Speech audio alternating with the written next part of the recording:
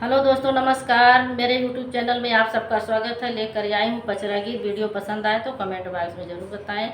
आशा करती हूँ वीडियो ज़रूर पसंद आएगा। वीडियो पसंद आए तो ज़्यादा से ज़्यादा लाइक शेयर कमेंट करें, और जो लोग मेरे चैनल पर नए हैं प्लीज़ सब्सक्राइब करें। ऊंचे पहाड़वा पे बसी गईली शेरावाली मैया। ऊंचे पहाड़वा पे बसी गईली शेरावाली मैया।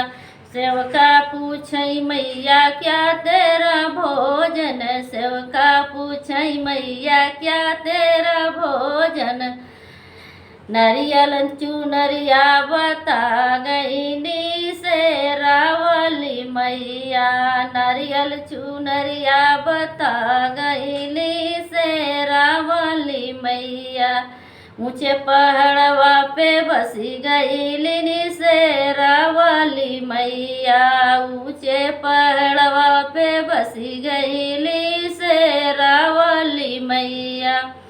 सेवका पूछई मैया क्या तेरा प्यासन। सेवका पूछई मैया क्या तेरा प्यासन। धरिया दहेड़िया बता गईली शेरावाली मैया। धरिया दहेड़िया बता गईली शेरावाली मैया।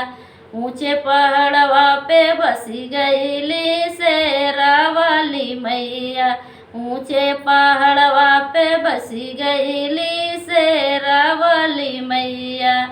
सेवका पूछई मैया क्या तेरा यमला। सेवका पूछई मैया क्या तेरा यमला।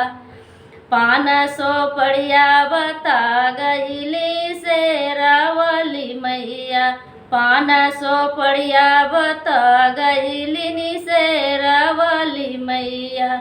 ऊंचे पहाड़वा पे बसी गईली शेरावाली मैया। ऊंचे पहाड़वा पे बसी गईली शेरावाली मैया।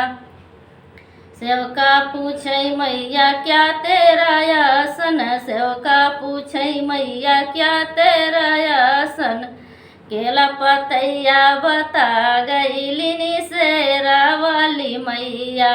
चनना पीढ़ैया बता गईली शेरावाली मैया।